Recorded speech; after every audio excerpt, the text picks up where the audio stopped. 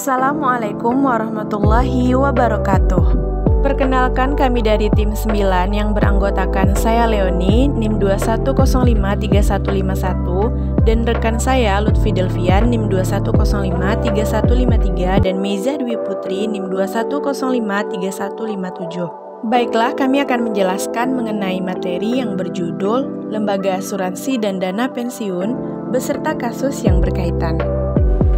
Apakah teman-teman tahu apa yang dimaksud dengan usaha dan karakteristik asuransi? Usaha adalah aktivitas yang dilakukan untuk mencapai suatu tujuan tertentu dengan menggunakan upaya, sumber daya, dan keterampilan yang tersedia. Sementara itu, asuransi adalah suatu perjanjian di mana pihak tertanggung membayar sejumlah premi kepada perusahaan asuransi untuk mendapatkan perlindungan atau penggantian atas risiko tertentu, seperti kecelakaan, penyakit, atau kerugian harta benda, sesuai dengan syarat-syarat yang telah disepakati. Beberapa karakteristik asuransi meliputi: yang pertama yaitu prinsip ganti rugi. Asuransi bertujuan untuk mengganti kerugian finansial yang dialami oleh tertanggung akibat suatu risiko tertentu, seperti kerusakan harta benda atau biaya perawatan medis. Yang kedua yaitu premi. Premi ini merupakan tertanggung membayar premi kepada perusahaan asuransi sebagai kompensasi atas perlindungan yang diberikan. Besar premi dipengaruhi oleh risiko yang dijamin, usia, dan faktor lainnya. Kemudian yaitu ada karakteristik kesepakatan kontrak. Asuransi didasarkan pada kontrak antara tertanggung dan perusahaan asuransi yang mengatur ketentuan-ketentuan perlindungan, premi, dan syarat-syarat lainnya. Selanjutnya ada karakteristik risiko. Karakter ini merupakan asuransi yang melibatkan transfer risiko dari tertanggung kepada perusahaan asuransi. Dalam hal ini, perusahaan asuransi mengambil risiko atas kerugian yang dijamin dalam kontrak. Selanjutnya ada karakteristik perlindungan finansial. Tujuan utama asuransi adalah memberikan perlindungan finansial kepada tertanggung dari risiko yang dijamin dalam polis asuransi. Selanjutnya ada pool risiko. Dengan mengumpulkan premi dari banyak tertanggung perusahaan asuransi membentuk pool risiko untuk mengatasi kerugian yang mungkin dialami oleh sebagian dari mereka. Selanjutnya ada karakteristik aktuari. Perusahaan asuransi menggunakan analisis aktuari untuk menentukan premi yang sesuai dengan risiko yang dihadapi oleh tertanggung. Selanjutnya ada jangka waktu kontrak. Asuransi umumnya memiliki jangka waktu tertentu dalam kontraknya dengan pembaharuan yang bisa dilakukan secara periodik. Karakteristik ini memberikan gambaran tentang bagaimana asuransi beroperasi dan mengapa menjadi instrumen penting dalam mengelola risiko finansial yang mungkin dihadapi oleh individu atau perusahaan. Jenis risiko yang dapat diasuransikan adalah risiko yang dapat diukur dengan uang, kemudian risiko homogen atau risiko yang sama dan cukup banyak dijamin oleh asuransi, kemudian risiko murni atau risiko ini tidak mendatangkan keuntungan, kemudian ada risiko partikular atau risiko dari sumber individu, kemudian risiko yang terjadi secara tiba-tiba. Nah, dari beberapa contoh risiko yang dapat diasuransikan antara lain yaitu risiko kebakaran, risiko pencurian, risiko kecelakaan, risiko kesehatan, dan risiko kehilangan pendapatan akibat sakit atau kecelakaan. Di Indonesia terdapat beberapa jenis asuransi pada umumnya. Yang pertama yaitu asuransi jiwa. Asuransi jiwa adalah jenis asuransi yang memberikan perlindungan finansial terhadap risiko kehidupan dan kematian pemegang polis. Karakteristik utama asuransi jiwa adalah pemberian manfaat berupa uang pertanggungan kepada ahli waris jika pemegang polis berpulang.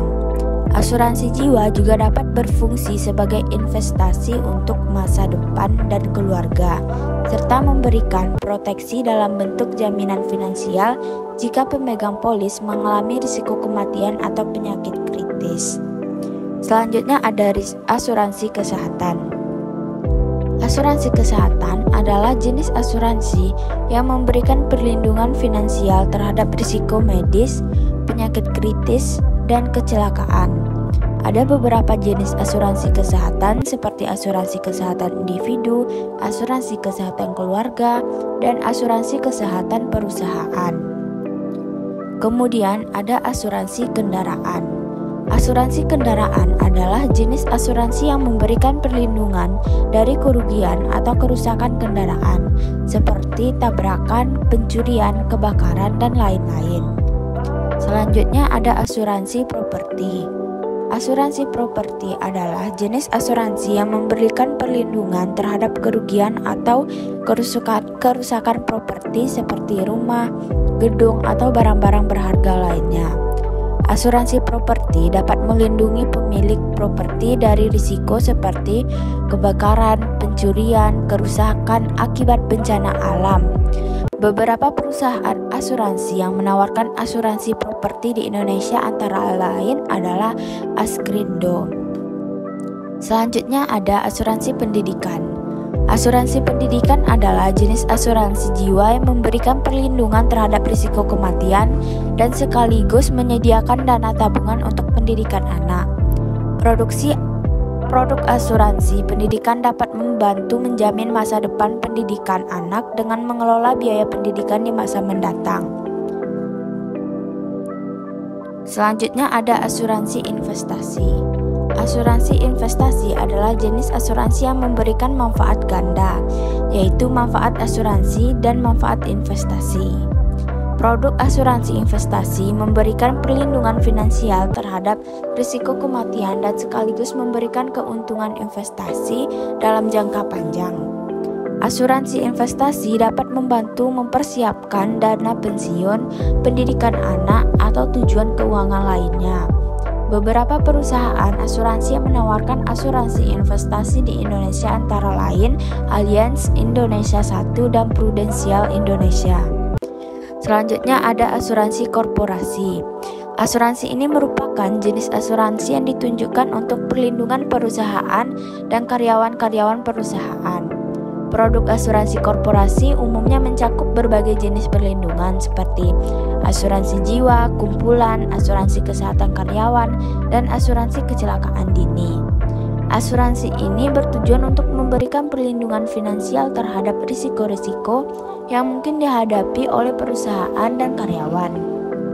Beberapa perusahaan asuransi yang menawarkan produk asuransi korporasi di Indonesia antara lain adalah PT Asuransi Jasa Indonesia atau Jasindo, Great Eastern, Manulife Indonesia, dan BCA Life.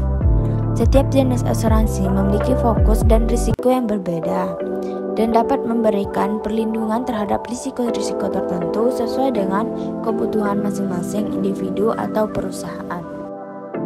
Materi selanjutnya kita akan membahas tentang pengertian dana pensiun dan karakteristik jenis usahanya. Nah, teman-teman, apakah tahu apa itu pensiun? Pensiun itu merupakan dana yang sengaja dihimpun secara khusus dengan tujuan untuk memberikan manfaat kepada karyawan pada saat mencapai usia pensiun, meninggal dunia, atau cacat. Dana yang terhimpun ini dikelola dalam suatu lembaga yang disebut trust, sedangkan pengelolaannya disebut trustee, atau dapat juga dilakukan oleh perusahaan asuransi atau badan lain yang dibentuk secara khusus untuk mengelola dana tersebut.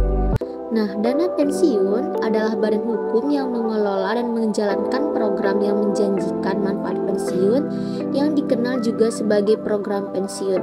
Sesuai dengan Undang-Undang Nomor 11 Tahun 1992, dana ini adalah sarana untuk menghimpun uang guna meningkatkan kesejahteraan pada masa tua saat tidak aktif bekerja. Nah, masa pensiun ini bukanlah halangan bagi kita untuk berhenti bekerja dan menghasilkan uang. Ada berbagai pilihan bisnis atau peluang usaha yang bisa pensiun geluti pada saat pensiunnya. Nah, adapun karakteristik pilihan usaha yang cocok bagi para pensiunan adalah yang pertama, yaitu sektor usaha yang tidak berisiko tinggi agar masa tua pensiunan tidak berpikir terlalu keras. Yang kedua, sektor usaha tersebut akan lebih baik apabila mudah dioperasikan, mengingat kesehatan dan stamina pensiunan sudah tidak seaktif dulu saat masih menjadi karyawan. Yang ketiga, sektor usaha yang dinilainya akan terus meningkat meskipun didiamkan. Dan yang terakhir, sektor usaha yang sesuai dengan hobi ataupun keahlian akan menjadi nilai tambah. Bisnis tersebut bisa membuat kamu lebih enjoy dalam menjalankannya. Nah, pilihlah bisnis apa saja yang sekiranya sesuai dengan karakteristik usaha yang di atas tadi, sehingga para pensiunan dapat menjalankannya dengan santai. Adapun peluang bisnis yang cocok dijalankan di masa pensiun meliputi sektor pertanian atau perkebunan, peternakan, pariwisata, atau bisnis yang bersifat investasi seperti bisnis properti atau jasa penyewaan. Yang pertama yaitu ada bisnis di sektor pertanian, perkebunan, dan peternakan. Nah, sektor ini merupakan pilihan bisnis yang sangat tepat bagi pensiunan. Sektor pertanian, perkebunan, dan peternakan biasanya disenangi sebagian besar oleh orang tua. Terlebih kebutuhan akan hasil pertanian dan peternakan sangatlah besar, sementara produsen yang ada belum menyerapnya secara maksimal. Contohnya nih, bisnis peternakan ayam kampung, peternak lele, membudidayakan ikan hias, bisnis makan organik, bisnis tanaman hias. Yang kedua yaitu ada bisnis di sektor properti. Bisnis ini merupakan salah satu dari kebutuhan yang diperlukan oleh banyak orang dan enaknya lagi, pensiunan dapat menjalankannya dengan santai dari rumah saja. Nah, investasi properti ini tidak ada ruginya karena nilai jualnya selalu meningkat setiap tahun. Contohnya, bisnis kontrakan, bisnis kos-kosan, lahan yang Anda punya bisa dijadikan tempat penitipan kendaraan bermotor. Nah, karena nilai jualnya selalu meningkat setiap tahun, atau berbisnis kos-kosan di rumah atau lahan kosong yang pensiun miliki juga sangat berpeluang, apalagi lokasinya di daerah kampus dan perkantoran, pasti akan banyak yang membutuhkannya. Selanjutnya yaitu ada bisnis di sektor sarana transportasi. Nah, sarana transportasi sudah menjadi kebutuhan penting bagi masyarakat dewasa ini. Membuka bisnis sarana transportasi juga merupakan pilihan bisnis yang menjanjikan bagi pensiunan. Sama seperti bisnis properti, bisnis ini pun dapat pensiun jalankan dari rumah saja. Contohnya, bisnis jasa antar jemput anak sekolah, bisnis penyewaan mobil, motor, sepeda, maupun bus. Selanjutnya ada bisnis yang sesuai dengan hobi. Ternyata bisnis ini akan jalan dengan hati senang karena bisnis jenis ini sesuai dengan hobi. Misalnya, seorang pensiun senang menulis, bisa mencoba menulis buku, atau jika seorang pensiun hobi membaca dan mempunyai koleksi buku yang lumayan banyak, bisa memulai bisnis membuka taman bacaan. Selanjutnya kita akan membahas tentang program dana pensiun. Nah, terdapat dua jenis program pensiun, yaitu program pensiun manfaat pasti atau disingkat juga dengan PPMP, dan program pensiun iuran pasti atau disingkat juga dengan PPIP. Nah, PPMP adalah program pensiun yang manfaatnya ditetapkan dalam peraturan dana pensiun atau program pensiun lain yang bukan merupakan PPIP. Sedangkan PPIP ini adalah pensiun yang iurannya ditetapkan dalam peraturan dana pensiun dan seluruh iuran serta hasil pengembangannya dibukukan pada rekening masing-masing peserta sebagai manfaat pensiun. Nah, materi selanjutnya kita akan membahas tentang metode perhitungan manfaat dan premi bagi masing-masing program pensiun. Program pensiun yang dipakai secara umum oleh perusahaan-perusahaan pemerintah maupun swasta diklasifikasikan menjadi dua, yaitu program pensiun manfaat pasti dan program pensiun iuran pasti. Program pensiun manfaat pasti adalah program pensiun yang manfaat pensiunnya ditetapkan terlebih dahulu dalam peraturan dana pensiun. Manfaat pensiun pada prinsipnya berkaitan dengan usia, di mana peserta berhak untuk mengajukan pensiun dan mendapatkan manfaat pensiun. Salah satunya adalah pensiun normal. Pensiun normal merupakan manfaat pensiun di mana peserta mengajukan pensiun di usia pensiun normal. Usia pensiun normal adalah usia paling rendah di mana pegawai berhak untuk pensiun tanpa perlu persetujuan dari pemberi kerja dengan memperoleh manfaat pensiun penuh. Metode perhitungan aktuarial umumnya dibagi dalam dua kategori besar, yaitu Accrued Benefit Cost Method dan Project Benefit Cost Method. Accrued Benefit Cost Method itu ada metode perhitungan aktuarial yang menunjukkan nilai manfaat pensiun berdasarkan jasa yang telah diberikan karyawan sampai dengan tanggal penilaian. Sedangkan Project Benefit Cost Method itu adalah metode perhitungan aktuarial yang menunjukkan nilai manfaat pensiun berdasarkan jasa yang telah diberikan maupun yang akan diberikan oleh karyawan pada tanggal penilaian. Fungsi manfaat digunakan untuk menentukan jumlah manfaat yang dibayarkan pada saat pensiun dipercepat atau keluar, kematian, pensiun karena tidak bisa bekerja atau cacat, atau pensiun pada saat usia pensiunan. Setelah kita menguraikan materi terkait asuransi dan dana pensiun, selanjutnya kita akan membahas kasus terkait asuransi, yang mana kami mengangkat judul Asuransi Mikro untuk Masyarakat Indonesia.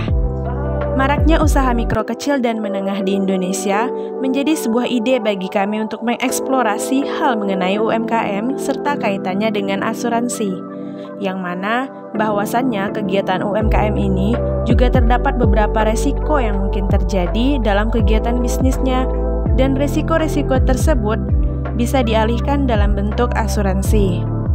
Saat ini, produk asuransi memiliki berbagai segmentasi masyarakat. Penjualan produk asuransi sudah mulai menyentuh masyarakat ekonomi menengah ke bawah. Beragamnya jenis produk asuransi ini sesuai dari penghasilan para calon nasabah. Seiring dengan keadaan yang berkembang dengan pesat, asuransi mikro menjadi inovasi baru yang diharapkan dapat menjadi salah satu solusi keuangan masyarakat Indonesia. Hadirnya produk asuransi mikro didesain untuk memberikan perlindungan atas risiko keuangan yang dihadapi oleh masyarakat kelas menengah ke bawah. Nah, ternyata asuransi mikro ini memiliki karakteristik tersendiri loh. Berdasarkan Surat Edaran Otoritas Jasa Keuangan Nomor 9 Tahun 2017 tentang produk asuransi mikro dan saluran pemasaran produk asuransi mikro, bahwasannya asuransi mikro memiliki 4 karakteristik. Yang pertama adalah sederhana. Produk asuransi mikro dikatakan sederhana karena bentuk dan jenis santunannya tidak kompleks atau rumit, tidak memakai polis atau kontrak asuransi yang panjang. Untuk itu, dalam asuransi mikro cukup hanya memakai selembar sertifikat. Yang kedua adalah mudah. Asuransi mikro bisa dengan mudah didapatkan di banyak tempat tanpa harus ke kantor cabang asuransi, karena dapat dibeli di swalayan, kantor pos, outlet pegadaian, kios-kios, hingga minimarket. Yang ketiga, ekonomis. Produk asuransi mikro dikatakan ekonomis karena iuran yang dibayarkan sangat terjangkau, bahkan dapat dikatakan relatif murah. Namun, harga produk asuransi mikro berbeda-beda tergantung besar kecilnya santunan dan jenis asuransi yang dibeli. Dan karakteristik yang keempat adalah segera. Maksud dari segera ini adalah bahwasanya karena proses pembayaran santunan relatif singkat, yaitu tidak lebih dari 10 hari setelah semua dokumen diterima secara lengkap dan benar oleh perusahaan asuransi. Hal ini disebabkan masyarakat berpenghasilan rendah biasanya tidak memiliki tabungan yang cukup dan sangat membutuhkan dana untuk menghadapi dampak keuangan dari musibah yang terjadi. Sekian penjelasan dari tim kami. Wassalamualaikum warahmatullahi wabarakatuh.